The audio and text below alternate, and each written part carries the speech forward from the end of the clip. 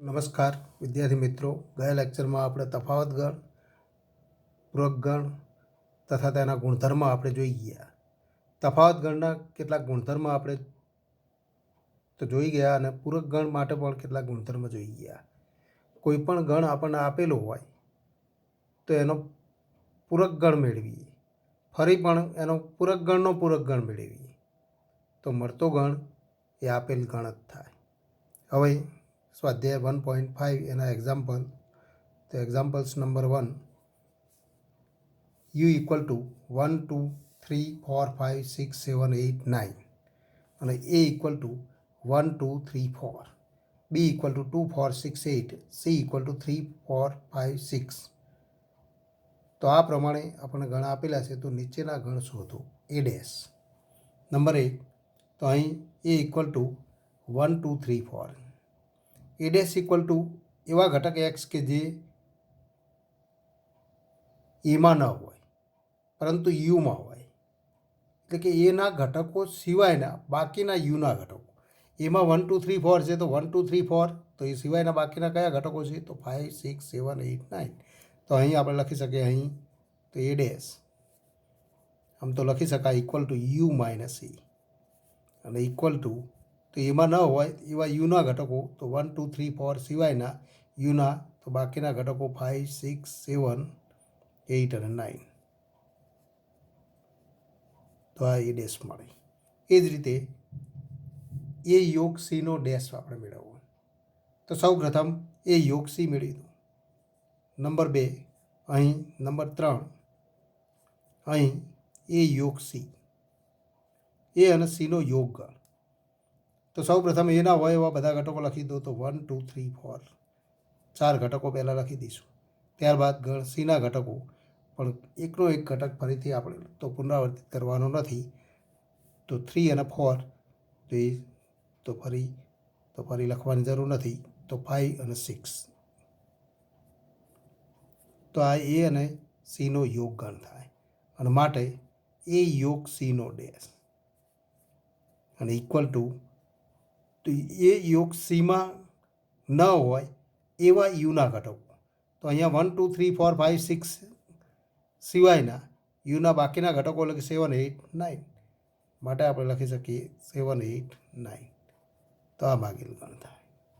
એવી જ રીતે નંબર 5, એ ડેશનો ડેશ. તો સૌ પ્રથમ એ ડેશ મેળવી દઉં. તો એ ડેશ તો આપણે મેળવેલો છે. એ ડેશ ઇક્વલ ટુ, તો 5 6 7 8 9. એ ડેશ આપણે મેળવેલો. તો માટે એ ડેશનો ડેશ અને ઇક્વલ ટુ, તો એ ડેશનો dash equal to U minus A, U minus A dash, અને ઇક્વલ ટુ, તો યુમાંથી એ ડેશના ઘટકો દૂર કરી દો. એનો અર્થ કે એ ડેશમાં હોય એ સિવાયના, તો 5 6 7, તો 8 9 એ સિવાયના, તો 1 2 3 4, તો 1 2 3 4 એ 4 ઘટકો મળે. અને એ 4 ઘટકો મળે તો આપણે જોઈ શકીએ છીએ ઇક્વલ ટુ એ. અને માટે આપણે આ પણ એક ગુણધર્મ તરીકે લખી શકીએ કે પૂરક ગણનો પૂરક ગણ એ આપેલો ગણ થાય. કોઈ પણ ગણ માટે આ પરિણામ સત્ય છે. હવે એથી આગળ વધીએ. Example number 3. ત્રીજો એક્ઝામ્પલ જોઈએ. પ્રાકૃતિક સંખ્યાઓના ગણને સાર્વત્રિક ગણ તરીકે લો. તો પ્રાકૃતિક સંખ્યાઓના ગણને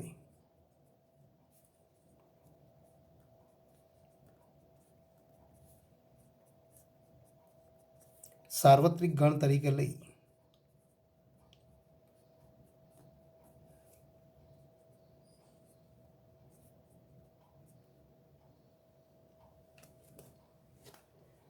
નીચે આપેલ ગણના પૂરક ગણ મેળવો.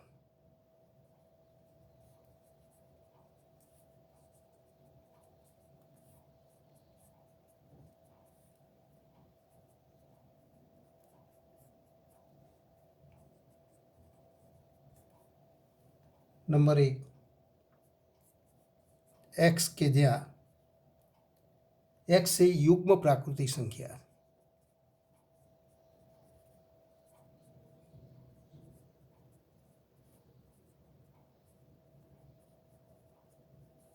તો એક્સ એ યુગ્મ પ્રાકૃતિક સંખ્યા હોય તો યુગ્મ પ્રાકૃતિક સિવાયની પ્રાકૃતિક સંખ્યાઓ એ આપેલ ગણનો પૂરક ગણ થાય. માટે આપણે જો આને એ વડે દર્શાવીએ તો આ ગણને જો આપણે ઇક્વલ ટુ એ વડે દર્શાવીએ તો એનો પૂરક ગણ તો અહીં એ ડેશ ઇક્વલ ટુ તેવી સંખ્યાઓ એક્સ કે જ્યાં એક્સ એ પ્રાકૃતિક યુગ્મ પ્રાકૃતિક સંખ્યા નથી, એટલે કે એક્સ એ અયુગ્મ પ્રાકૃતિક સંખ્યા.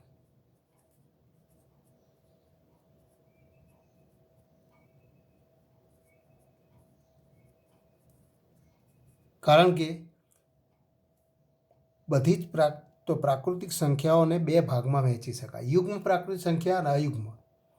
જો પ્રાકૃતિક સંખ્યા ગણ એનમાંથી યુગ્મ પ્રાકૃતિક સંખ્યા દૂર કરવામાં આવે તો બાકી રહેતી સંખ્યાઓ અયુગ્મ પ્રાકૃતિક સંખ્યાઓ જ મળે. માટે તો એ ગણ આપેલ ગણનો પૂરક ગણ થાય. નંબર 3,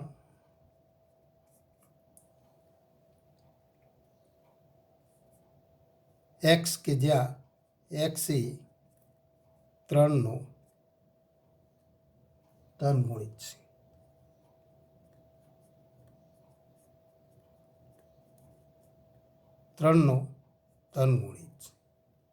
આને આપણે બી વડે દર્શાવીએ તો આ ગણનો પૂરક ગણ બી ડેશ ઇક્વલ ટુ, તો એક્સ એ 3નો ધન ગુણિત છે તો 3ના ગુણિત ના હોય એવા ઘટકો. એનો અર્થ કે બીમાં કયા ઘટકો છે તો 3, 6, 9, 12 અપ ટુ. અને માટે B dash equal to N minus B. અને એન માઇનસ બી એટલે કે તો એમાં કયા ઘટકો મળે તો 1, 2 મળે પણ 3 ના મળે, ફરી 4, 5 મળે પણ 6 ના મળે, ફરી 7, 8 મળે પણ 9 ના મળે. આ પ્રમાણે મળતા ઘટકો તો એનો ગણ થાય. એટલે કે એક્સ તો આને આપણે લખવું હોય તો એક્સ કે જ્યાં x belongs to N, x એ 3નો ગુણિત નથી.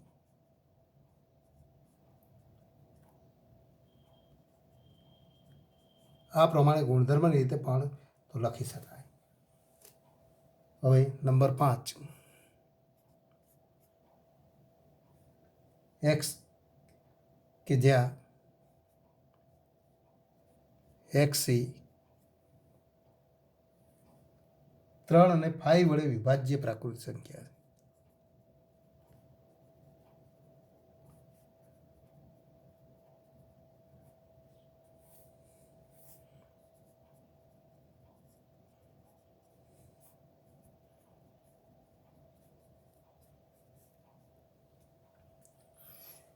એનો અર્થ કે આગળના ઘટકો 3 અને 5 એ બંને સંખ્યાઓ વડે વિભાજ્ય પ્રાકૃતિક સંખ્યા.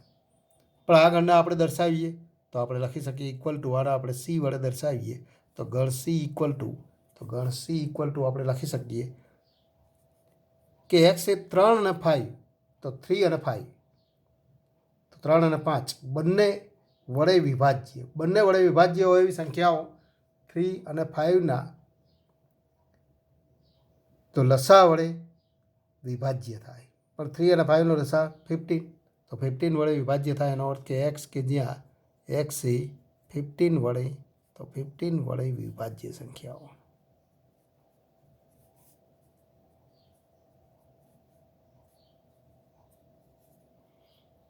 વિભાજ્ય પ્રાકૃતિક સંખ્યા અને ઇક્વલ ટુ આપણે લખી શકીએ. માટે સી ડેશ ઇક્વલ ટુ, તો એને ગુણધર્મની રીતે લખવું હોય તો આ પ્રમાણે આપણે લખી શકીએ એવા ઘટક એક્સ કે જ્યાં એક્સ એ 15 વડે વિભાજ્ય ન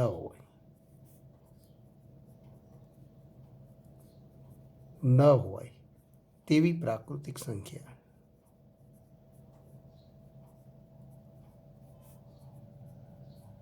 આ ગુણધર્મની રીતે લખી શકાય અને યાદની રીતે લખવું હોય તો પણ કોઈ વાંધો નથી. હવે એથી આગળ વધીએ. 7 નંબર,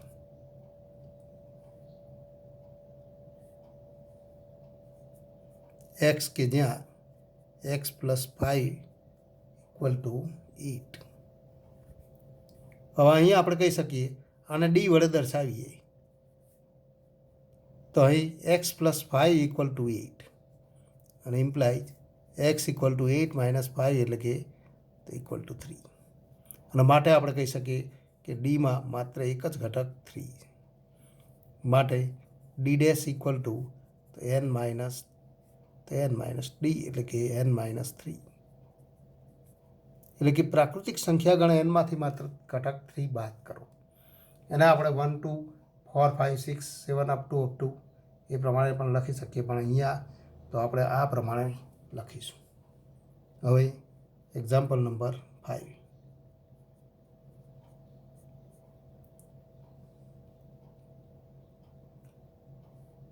નીચેના દરેક માટે યોગ્ય વેન આકૃતિ દોરો.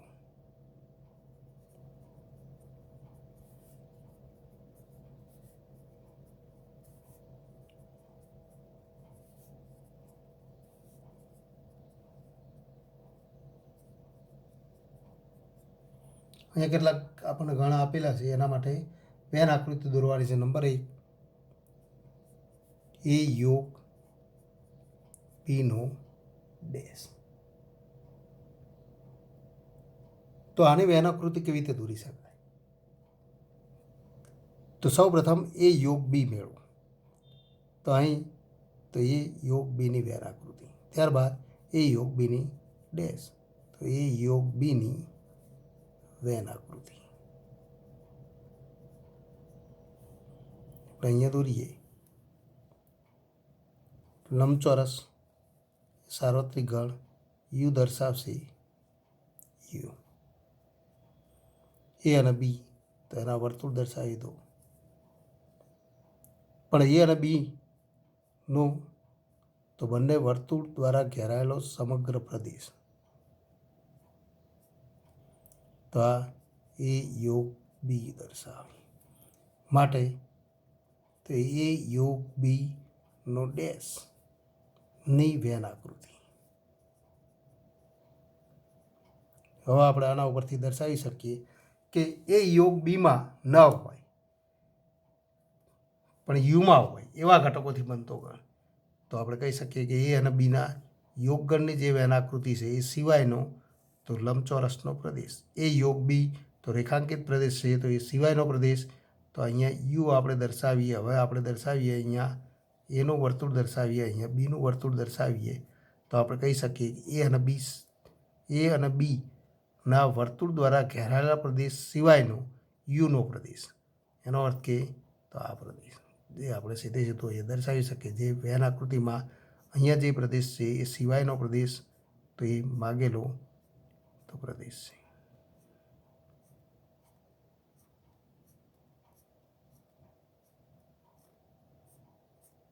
તો આ એ યોગ પીનો ડેશ એની વેન આકૃતિ દર્શાવે.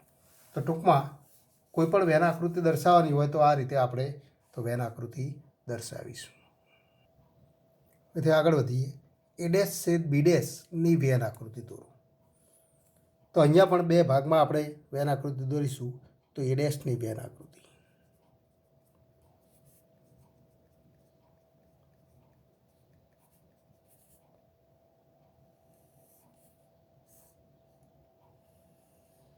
પણ બે ગણ સાથે દર્શાવીશું, એ અને બી.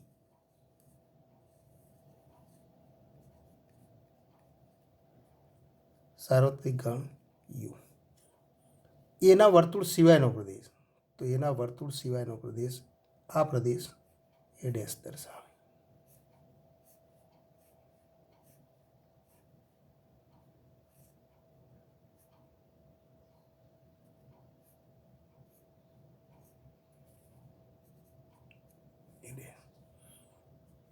બી ડેશની વેન આકૃતિ.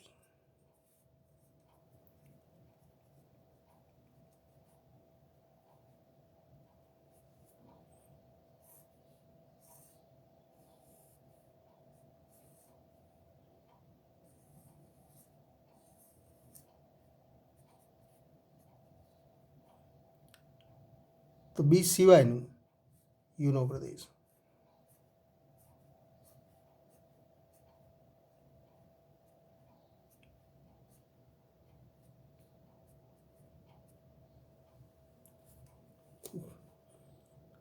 માટે એ ડેશ છેદ બી ડેશ ની વેન આકૃતિ.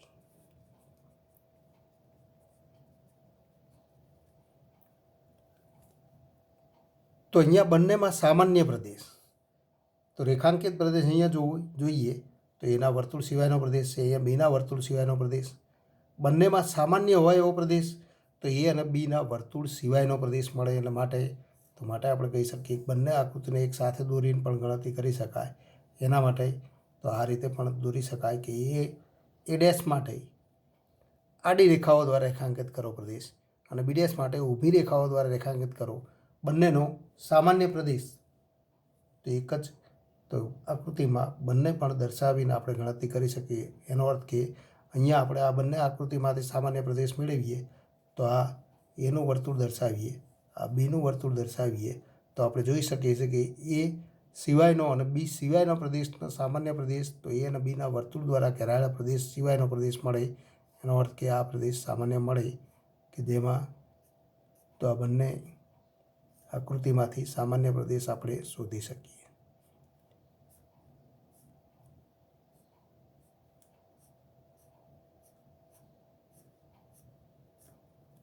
તો આ એ ડેશ છેદ બી ડેશ.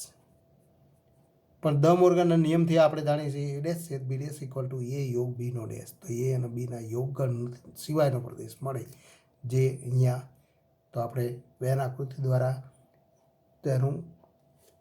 તેની સમજ આપણે મેળવી શકીએ, પણ એ એની સાબિતી નથી.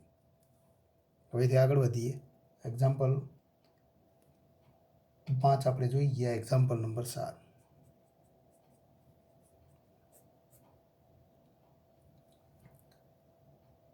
નીચેના વિધાનો સત્ય થાય તે રીતે ખાલી જગ્યા પૂરો.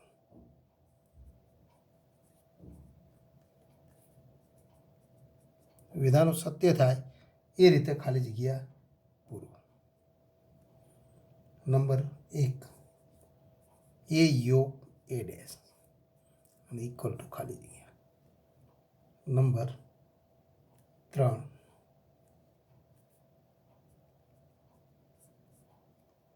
એ છેદ એ ડેશ ઇક્વલ ટુ ખાલી જગ્યા. નંબર 4 યુ ડેશ છેદ એ અને ઇક્વલ ટુ ખાલી જગ્યા. અહીંયા આપણે જોઈ શકીએ છીએ એ અને એ ડેશ તો એનું વર્તુળ અને એ ડેશ તો બહારનો પ્રદેશ એ સિવાયનો માટે બંનેનો યોગગણ કરીએ તો સાર્વત્રિક ગણ યુ મળે. એ જ રીતે એ અને એ ડેશનો છેદગણ તો ખાલી ગણ થાય, કારણ કે એનું વર્તુળ અને એ સિવાયનો પ્રદેશ તો બંનેમાં એક પણ ઘટક સામાન્ય હોઈ શકે નહીં, કારણ કે બંને પ્રદેશ ભિન્ન. યુ ડેશ છેદ એ યુ ડેશ ઇક્વલ ટુ 5 અને તો એ 5નો એ સાથેનો છેદગણ તો ખાલી ગણ 5 મળે. તો આ રીતે આપણે એ ગણતરી કરી શકીએ છીએ. હવે આગળ વધીએ. યોગગણ અને છેદગણ માટેના વ્યવહારિક કૂટ પ્રશ્નો.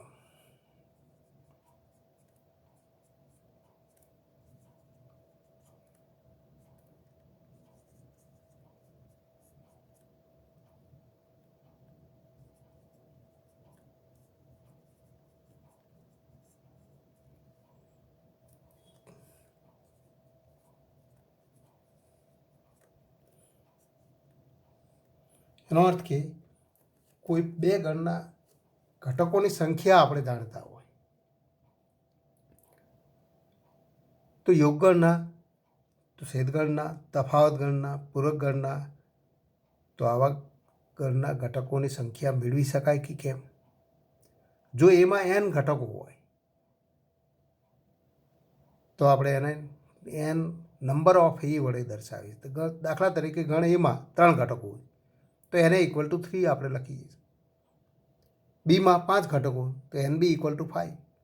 પણ એ અને બી કયા પ્રકારના ગણ છે એના આધારે એ અને બીમાં રહેલા તો એના યોગગણ દ્વારા મળતા ગણના ઘટકો, છેદગણ દ્વારા મળતા ગણના ઘટકોની સંખ્યા આપણે મેળવવા માટેના જે સૂત્ર જોઈશું તો એ સૂત્ર મહત્ત્વના છે. અહીંયા તો જે યોગગણ અને છેદગણ પરના વ્યવહારિક કૂટ પ્રશ્નોના ઉકેલ માટે તો આ સૂત્ર મહત્ત્વના છે. તો સૌપ્રથમ આપણે જોઈએ કે જો એ અને બી શાંત ગણ હોય તો શાંત ગણ ઉપર જ તો આપણે તો એના યોગગણ કે છેદગણ માટે ઘટકોની સંખ્યા મેળવી શકીએ છીએ. અનંત ગણ માટે તો ઘટકોની સંખ્યા તો આપણે જાણતા નથી, માટે એને કોઈ ધન પૂર્ણાંક વડે દર્શાવી શકાય નહીં. પણ શાંત ગણ માટે એના ઘટકોની સંખ્યા ધન પૂર્ણાંક વડે દર્શાવી શકાય. એ અને બી શાંત ગણ હોય અને જો બંને અલગ ગણ હોય, અલગ ગણ એનો અર્થ કે બંનેનો છેદગણ ખાલી ગણ હોય, તો એની વેન આકૃતિ આપણે દોરીએ. તો જો વેન આકૃતિ દોરવામાં આવે તો બંને વર્તુળ તો અલગ અલગ આપણે દર્શાવવા પડે. બંને વર્તુળ દ્વારા ઘેરાયેલા પ્રદેશ અલગ અલગ બતાવવા પડે. અહીંયા આપણે જે દર્શાવેલા છે વર્તુળ એ પ્રમાણે ન દર્શાવી શકાય, પણ આપણે કહી શકીએ જો એ અને બી શાંત ગણ હોય તથા એ અને બી અલગ ગણ હોય, એટલે કે એ છેદગણ બી ઇક્વલ ટુ 5 હોય, એટલે કે એ અને બી અલગ ગણ હોય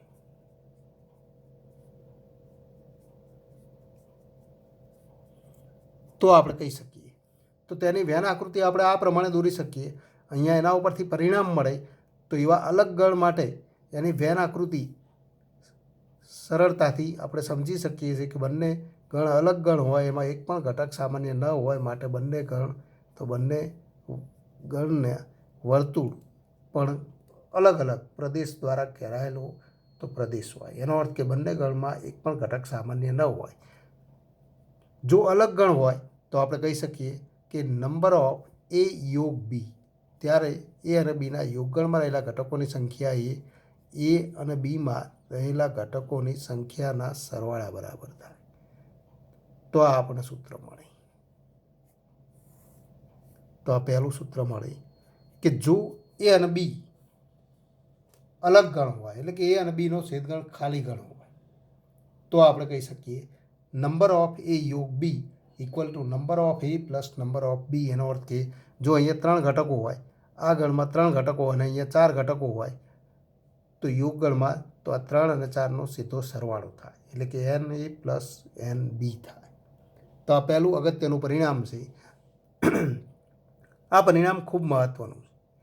કોઈ પણ બે ગણ કયા પ્રકારના એના આધારે તો આપણે એની સંખ્યા આપણે મેળવી શકીએ. જો એ અલગ ગણ હોય તો એના યોગગણ માટે મળતી તો સંખ્યા એ બંને ગણમાં રહેલા ઘટકોની સંખ્યાના સરવાળા બરાબર થાય. અને આ પરિણામ તો ઘણા બધા સૂત્ર સાબિત કરવા માટે તો અગત્યના છે. નંબર 2, જો એ અને બી અલગ ગણ ન હોય, તો જો એ અને બી અલગ ગણ ન હોય, એટલે કે એ અને બીમાં કેટલાક ઘટકો સામાન્ય હોય, તો એની વેન આકૃતિ આપણને આ પ્રમાણે મળે. તો એની વેન આકૃતિ આપણે અગાઉ તો જે વેન આકૃતિ જોઈ ગયા એ પ્રમાણે આપણે દોરી શકીએ. એટલે કે એનું વર્તુળ બીનું વર્તુળ બંને છેદક વર્તુળ દર્શાવવા પડે, તો આ પ્રમાણે આપણે વેન આકૃતિ દર્શાવીએ.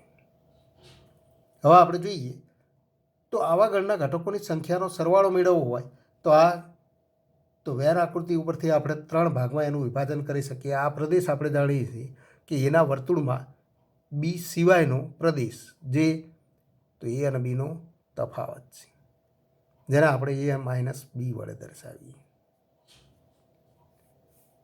આ પ્રદેશ તો એ અને બીનો છેદગણ તો એ છેદગણ બી વડે દર્શાવીએ.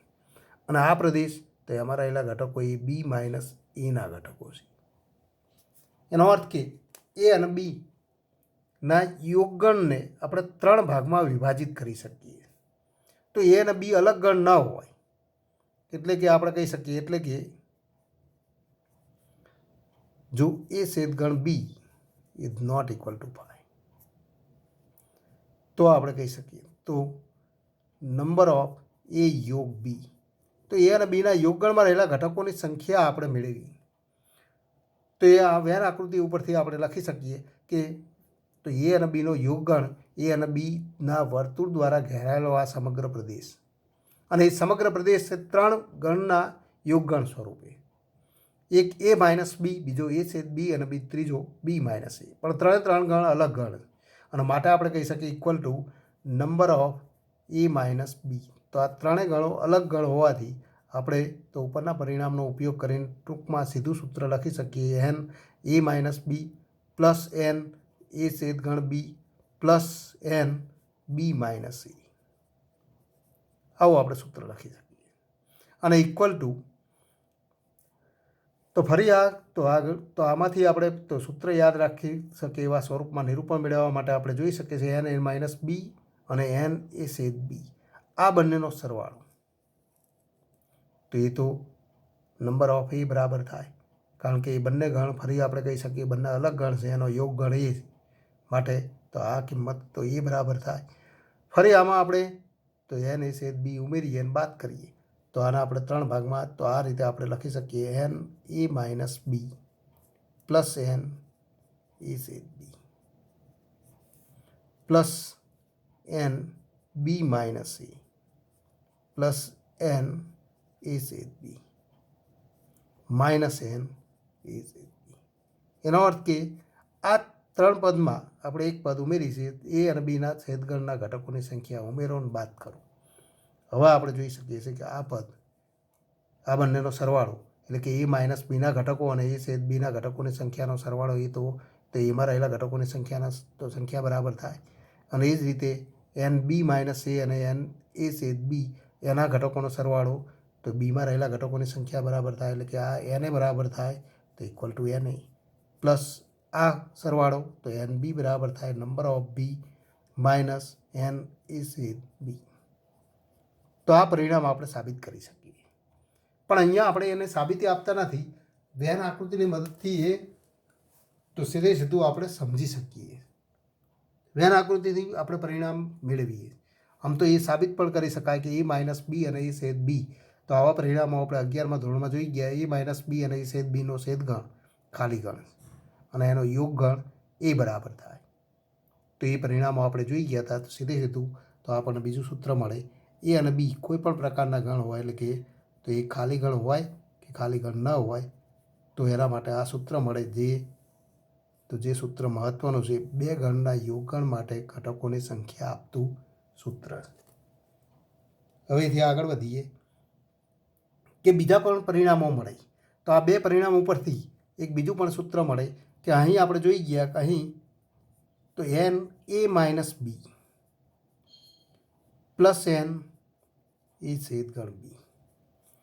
એ માઇનસ બી અને એ છેદ બી બંને અલગ ગણ અને બંનેનો યોગ ગણ એ બરાબર છે. માટે તો આ બંને ગણના ઘટકોની સંખ્યાનો સરવાળો એન એ બરાબર થાય અને માટે તો આના ઉપરથી એક બીજું સૂત્ર મળે એન એ માઇનસ બી. એ અને બીના તફાવત ગણમાં રહેલા ઘટકોની સંખ્યા આપણે મેળવી શકીએ. આને જો સૂત્રો કરતાં બનાવીએ તો equal to N A minus N A છેદ બી. તો આ એક સૂત્ર મળે.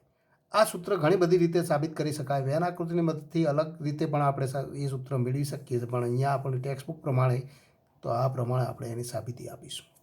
N A minus B equal to N A minus N A છેદ બી. તો આ પણ એક સૂત્ર આપણે યાદ રાખવાનું છે.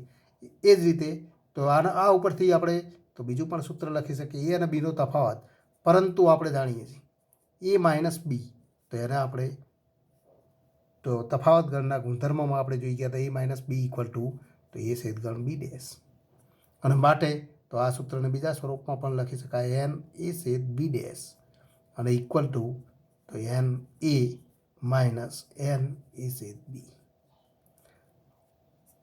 તો આ બંને સૂત્ર એક જ છે, પણ બંને અલગ અલગ સ્વરૂપે આપણે લખી શકીએ. હવે એ જ રીતે તો જો N A minus B equal to N A minus N A છેદ બી તો તે જ રીતે તો બીજું પણ સૂત્ર મળે એન બી માઇનસ એ. એન બી માઇનસ એનું સૂત્ર લખવું હોય તો આપણે લખી શકીએ N B minus N A છેદ બી. આમ તો બી છેદ એ, પણ બી છેદ એ ઇક્વલ ટુ એ છેદ બી. તો આ એક આપણને સૂત્ર મળે. એ ઉપરાંત બીજા પણ કેટલાક પરિણામો આપણે મેળવી શકીએ છીએ કે N A minus B equal to N A minus N A છેદ બી. તો એ પરિણામ આપણે જોઈ ગયા, પણ એન એ માઇનસ બી એ ગણ હોવાથી કોઈપણ ગણના ઘટકોની સંખ્યા એ 0 અથવા 0થી મોટી થાય અને એના ઉપરથી કેટલાક પરિણામો આપણે મેળવી શકીએ કે જો અહીંયા આપણે કેટલાક પરિણામો નોંધી શકીએ જો એ તો ફરી આપણે એક પરિણામ લખી શકીએ જો અહીંયા આપણે જે પરિણામ સૂત્ર 2 લખેલા છે એમાંથી એક સૂત્રનો ઉપયોગ કરીએ N A minus B equal to N A minus N A છેદ બી પણ જો બી સબસેટ ઓફ એ જો બી સબસેટ ઓફ એ હોય બી એ એનો ઉપગણ હોય એનો અર્થ કે બીનું વર્તુળ એ એના વર્તુળમાં સમાયેલું હોય આ સાર્વત્રિક ગણ્યું આ બીનું વર્તુળ આ એનું વર્તુળ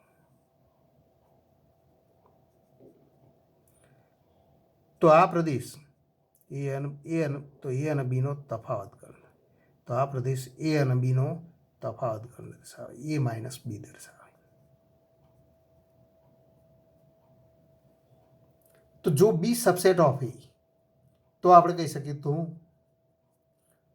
તો બી જો એનો ઉપગણ હોય તો એ અને બીનો છેદગણ તો ઇક્વલ ટુ શું થાય એ અને બીનો છેદગણ લઈએ સામાન્ય તો પ્રદેશ કયો મળે તો બી મળે એ અને બીનો યોગગણ તો એ જ થાય પણ આપણે કહી શકીએ એ માઇનસ બી અને બી તો બંને અલગ ગણ અને માટે આપણે કહી શકીએ કે N A minus B plus N B equal to N A કારણ કે આ બંને અલગ પ્રદેશના યોગગણ સ્વરૂપે આપણને એ મળે છે માટે આપણે કહી શકીએ કે N B plus N A minus B અને ઇક્વલ ટુ એન એ થાય અને માટે આપણે કહી શકીએ અથવા અહીંયા આપણે આ ઘટક તો અહીંયા લખી દઈએ એ છે બી બરાબર એન બી તો N A minus B equal to N A minus N B આપણને સૂત્ર મળે જે અહીંયા આપણને મળશે એન એ માઇનસ બી તો માટે N A minus B equal to N A minus N B થાય પણ ક્યારે કે જો બી સબસેટ ઓફ એ હોય તો N minus B A minus B equal to N A minus N B થાય તો આ શરતને આધીન તો આ સૂત્રનો ઉપયોગ કરી શકાય તથા આપણને બીજું પણ પરિણામ મળે કે એન એ માઇનસ બી એ અને બીનો તફાવત ગણ એ કોઈ ગણ ખાલી ગણ નથી કારણ કે બી સબસેટ ઓફ એ ખાલી ગણ હોય અથવા એથી મોટો હોય પણ એ ગણ છે ગણ તો ગણના ઘટકોની સંખ્યા પરંતુ આપણે જાણીએ છીએ કે એન એ માઇનસ બી એ અને તો બીનો તફાવત ગણ એ કોઈ ગણ હોવાથી એનું મૂલ્ય તેની સંખ્યા એ ગણમાં રહેલા ઘટકોની સંખ્યા 0 અથવા 0થી મોટી જ હોય 0 અથવા 0થી કોઈ મોટી ધન પૂર્ણાંક મળે અને માટે આપણે કહી શકીએ પણ N A minus B equal to N A minus N B તો એ પણ ગ્રેટર ધેન ઇક્વલ ટુ 0 થાય અને માટે આપણે કહી શકીએ કે N A greater than equal to N B થાય એનો અર્થ કે જો બી સબસેટ ઓફ એ તો બી જો એક તો એને સમાવતો ગણ હોય તો N B less than or equal to N A થાય એટલે કે બી એ એમાં સમાયેલો હોય તો બીમાં ઘટકોની સંખ્યા એ એના ઘટકોની સંખ્યા કરતાં તો નાની જ હોય તો N B less than equal to એને મળે તો આ પણ એક અગત્યનું પરિણામ છે હવેથી આગળ વધીએ કે એ અને ડેશ એ છેદગણ એ ડેશ ઇક્વલ ટુ 5 અને એ યોગ A dash equal to U આ બે પરિણામો આપણે જાણીએ એનો અર્થ કે એ અને એ ડેશ અલગ ગણ જેનો યોગ ગણ યુ અને યોગ ગણ યુ છે માટે આપણે કહી શકીએ કે N A plus N A dash equal to N U થાય અને માટે N A dash equal to N U minus N A તો આ એક અગત્યનું તો બીજું પણ તો સૂત્ર મળે તો આવા બધા સૂત્ર તો મહત્ત્વના એ ઉપરાંત ત્રણ ગણના યોગગણ માટે પણ તો એક સૂત્ર આપણે મેળવી શકીએ એન એ યોગ બી યોગ equal to N A plus N B plus N C minus N A છેદ બી માઇનસ એન બી છેદ સી માઇનસ એન એ છેદ સી પ્લસ એન એ છેદ બી છેદ સી. તો આ આપણે સૂત્ર મળે. તો ત્રણ ગણના યોગગણ માટેનું આ સૂત્ર છે, જે ત્રણ ગણના યોગગણમાં રહેલા ઘટકોની સંખ્યા તો દર્શાવે. પણ એની સાબિતી પણ આ જ રીતે આપણને મળે. કોઈ બે ગણને તો આ એ અને બીના યોગગણને આપણે એ વડે દર્શાવીએ અને બી વડે દર્શાવીએ તો એ યોગ બી સ્વરૂપે લખી શકાય અને સૂત્રની સાબિતી આપી શકાય. જેની સાબિતી અહીંયા કેવી રીતે આપી શકાય,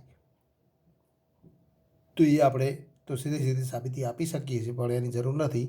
અગાઉ આપણે એક્ઝામ્પલમાં પણ તો એક એક્ઝામ્પલ તરીકે આપણને આપેલું છે, તો એમાં તો એ સાબિતી જોઈશું. હવેથી તો આ જે સૂત્ર જોઈ ગયા એ બધા સૂત્ર એનો તો ઉપયોગ જોઈએ. પણ ત્રણ ગણના યોગગણ માટે આપણે સૂત્ર યાદ રાખવા માટે તો અહીંયા જોઈએ કે એ યોગ બી યોગ સીમાં રહેલા ઘટકોની સંખ્યા.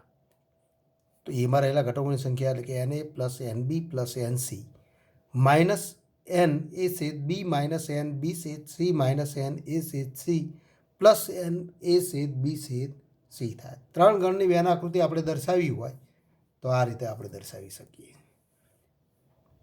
એ માત્ર અર્થ અહીંયા સમજવા માટે આપણે તો આ માત્ર વેન આકૃતિ જોઈશું. ત્રણ ગણની વેન આકૃતિ આ રીતે આપણે દર્શાવી એ બી અને સી અને આ સાર્વત્રિક ગણીઓ. અને આ સૂત્રનો ઉપયોગ કરીએ છીએ એ જ ગણતરી વેન આકૃતિ દ્વારા પણ કરી શકાય. અને વેન આકૃતિમાં આ ત્રણ ગણની વેન આકૃતિ દ્વારા જુદા જુદા 8 ભાગમાં વિભાજન થાય. દરેક ભાગ આપણે અહીંયા દર્શાવી શકીએ કે પહેલો ભાગ આ 1 કહીએ, આને આપણે 2 કહીએ, આ 3 કહીએ, આ 4, આ 5, 6, 7 અને 8. આમાં 8 ભાગમાં વિભાજન થાય. અને પ્રત્યેક ભાગમાં જો ઘટકોને સંખ્યા આપણે દર્શાવીને ગણતરી કરીએ તો પણ તો આ સૂત્રના ઉપયોગ દ્વારા જ ગણતરી કરેલી છે એમ કહી શકાય. એટલે કે આપણે દાખલાઓની ગણતરી બે રીતે કરીશું, એક સૂત્રની રીતે અને બીજી વેન આકૃતિની મદદથી. તો વેન આકૃતિની મદદથી પણ તો કેટલાક દાખલાઓ આપણે જોઈશું.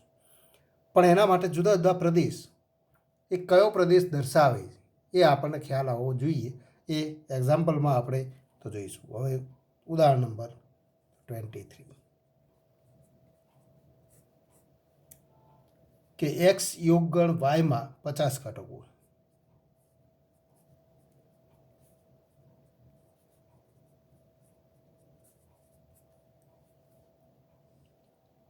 એક્સમાં 28 ઘટકો,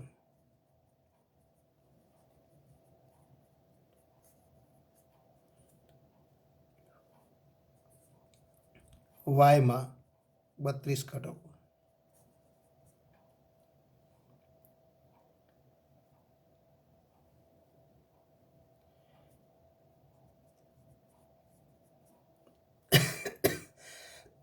તેવા બે ગણો એક્સ અને વાય આપણને આપેલા.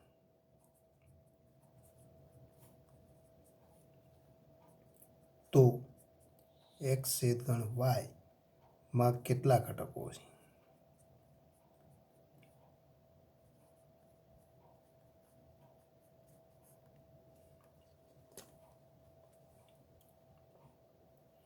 તો અહીંયા જે આપણને માહિતી આપેલી છે એના આધારે આપણે ગણતરી કરી શકીએ.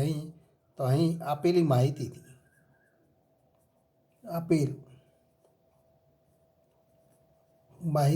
આપણે કહી શકીએ કે એન એક્સ યોગ વાય અને ઇક્વલ ટુ 50.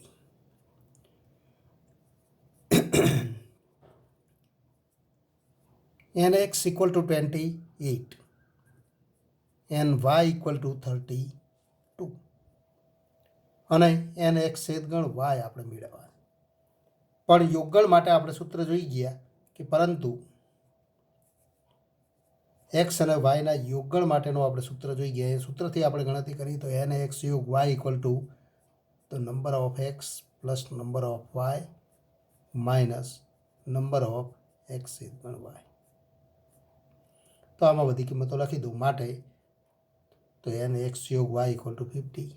તો 50 ઇક્વલ ટુ એન એક્સ એટલે કે 28 N Y plus 32 minus N X છેદ ગણ વાય. જે આપણે મેળવવાનું છે તો એ મેળવી શકાય. માટે તો એન એક્સ છેદ ગણ વાય. આ પદના આપણે આ બાજુ લઈ દઈએ, 50 આ બાજુ લઈ જઈએ, 28 પ્લસ 32 અને ઇક્વલ ટુ તો 60. તો 60 માઇનસ 50 અને ઇક્વલ ટુ 10. માટે આપણે કહી શકીએ એક્સ અને વાયના છેદગણમાં કેટલા ઘટકો છે. માટે એક્સ છેદગણ વાયમાં 10 ઘટકો છે. તો આ જ ગણતરી વેન આકૃતિની મદદથી ખૂબ સરળતાથી કરી શકાય. એના માટે તો એક્સ અને વાય તો આ બંને ગણ માટે એની વેન આકૃતિ દર્શાવી દો. ત્યારબાદ બે ગણની વેન આકૃતિ દ્વારા 3 ભાગમાં વિભાજન થાય અને બે ગણની વેન આકૃતિ દ્વારા કુલ 4 ભાગમાં વિભાજન થાય. 4 ભાગ 3 ભાગ યોગ ગણના તો 3 ભાગમાં વિભાજન થાય. એ ત્રણેય ભાગમાં તો આપણે ઘટકોની સંખ્યા એ બી સી એવા સંકેત વડે દર્શાવીને પણ ગણતરી કરી શકીએ. તો બીજી રીત પણ તો એનો ઉપયોગ બીજા દાખલા માટે આપણે તો કરીશું. હવે એથી આગળનું એક્ઝામ્પલ જોઈએ. ઉદાહરણ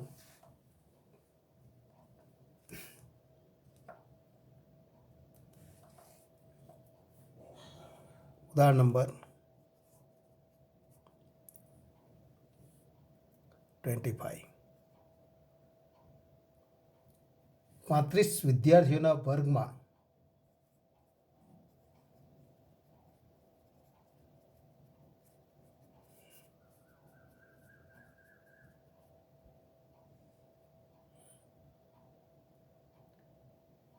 ચોવીસને ક્રિકેટ રમવું ગમે.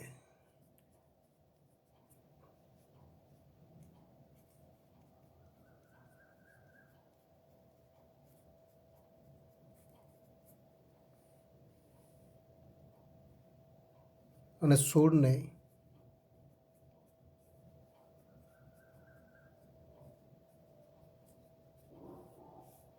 ફૂટબોલ રમવું ગમે.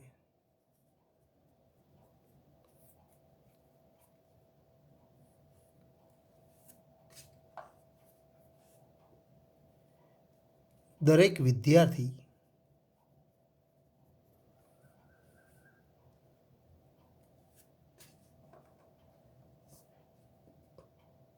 બે રમતોમાંથી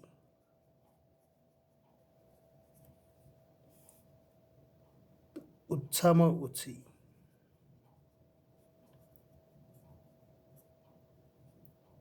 એક રમત રમવાનું પસંદ કરે.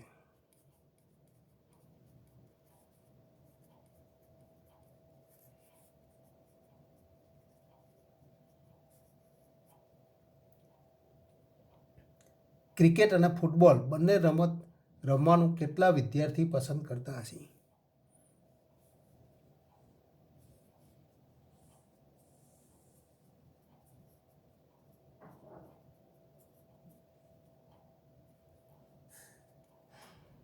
બંને રમત રમવાનું કેટલા વિદ્યાર્થીઓ પસંદ કરતા હશે.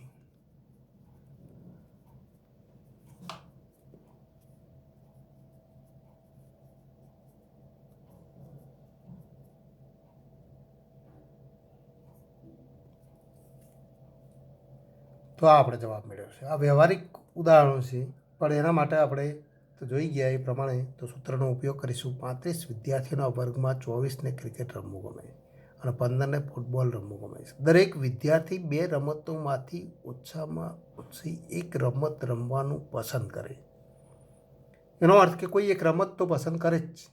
બંને રમત પણ કેટલાક રમતા હશે પણ એવો કોઈ વિદ્યાર્થી નથી કે જે કોઈ રમત રમતો નથી. એનો અર્થ કે કોઈ પણ વિદ્યાર્થી એ ક્રિકેટ રમે છે અથવા ફૂટબોલ રમે. જો ક્રિકેટ રમત તો ક્રિકેટ રમનાર વિદ્યાર્થીનો ગણ એ વડે દર્શાવીએ અને ફૂટબોલ રમનાર વિદ્યાર્થીના ગણને બી વડે દર્શાવીએ. તો એ અથવા બીમાં છે, એ અથવા બીમાં છે એનો અર્થ કે તો એ અને બીના યોગગણમાં.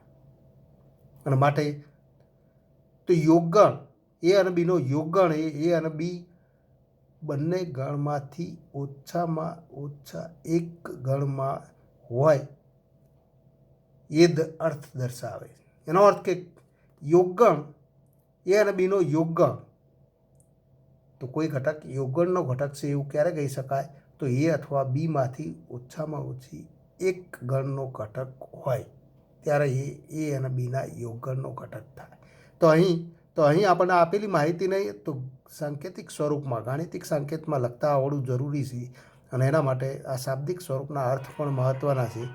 અને એના આધારે આપણે તો ગણતરી કરીએ અને એ ગણતરીના આધારે આપણે નિરૂપણ મેળવીશું.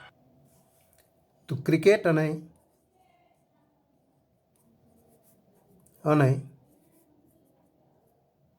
ફૂટબોલ રમનાર વિદ્યાર્થીઓના ગણને અનુક્રમે એ અને બી વડે દર્શાવો. સી અને એફ વડે દર્શાવો તો પણ વાંધો નથી. ક્રિકેટ એટલે કે સી અને ફૂટબોલ એટલે કે એફ. પણ અહીંયા એ અને બી વડે દર્શાવી. તો જે પણ સંકેત આપણે પસંદ કરી શકીએ છીએ. હવે તો માટે આપેલી માહિતીથી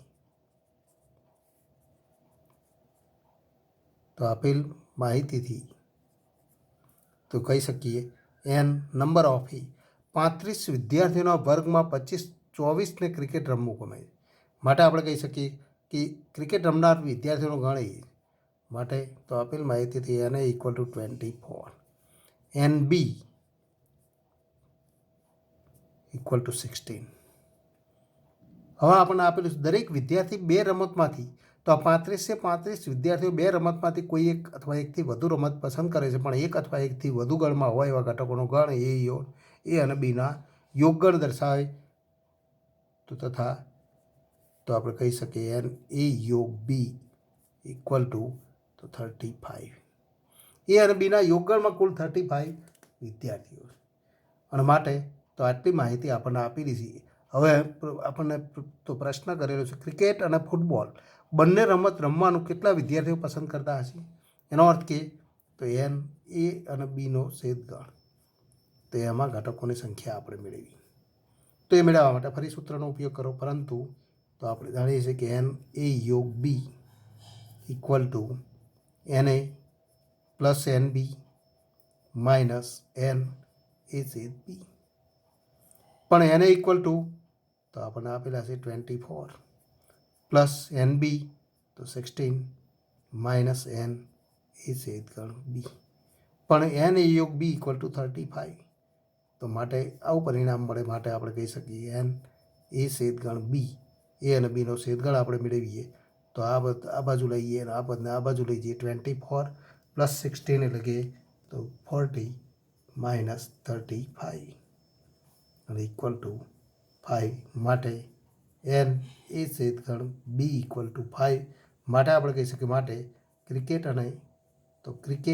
અને ફૂટબોલ બંને રમત રમનાર વિદ્યાર્થીઓની સંખ્યા